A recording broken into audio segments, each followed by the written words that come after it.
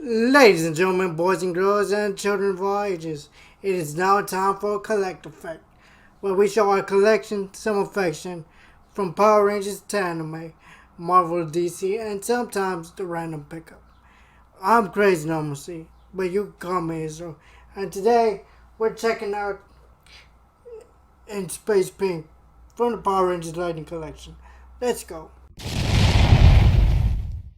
Starting off with the side panel that has the Lightning Collection logo. Looking nice, looking nice. Going to the 3D render in the back. We'll check that out once we get it out the box.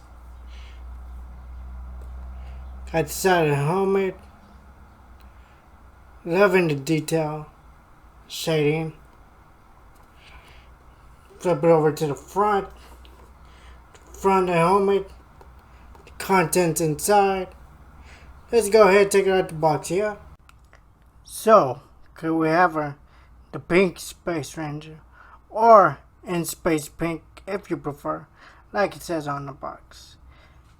Cassie-chan with her Aero Blaster and Satellite Stunner, all nicely packed. Let's have a closer look at those accessories now. Here's everything that comes with Cassie. We have 2 extra hands, a closed fist. Here's a look at that. You know what to expect. Now here is a open hand she comes with. Do with that as you will. She has the Aero Blaster down here. Let's take a look at that. Nicely detailed, grippy on both sides. Symbol came out just right. But then we have our Satellite Stunner. Now, at first glance, it looks okay, right? But once you get a better look at it, it has some painting hiccups. And well, I'm not really all into that.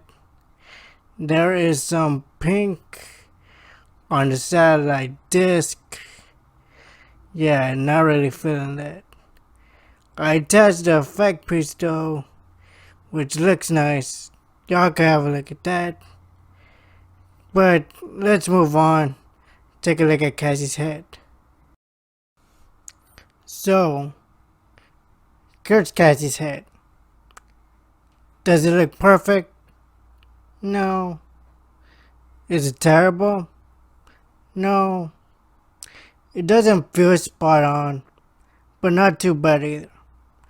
Recently watched some Turbo and In Space for the Phantom Ranger review, so Cassie's kind of fresh in my head. Hasbro nailed the hair here though. But yeah, there's always a good spot when it comes to these figures. Let's move on to the body. Check out articulation and all that. So when it comes to the body, yeah, she's articulation is great. Hand motion and all that. The legs do bend back pretty nicely too. The knees and ankle joints, they're good to go. I don't know how y'all can see that. And her waist, she does turn at an angle, so she's good there.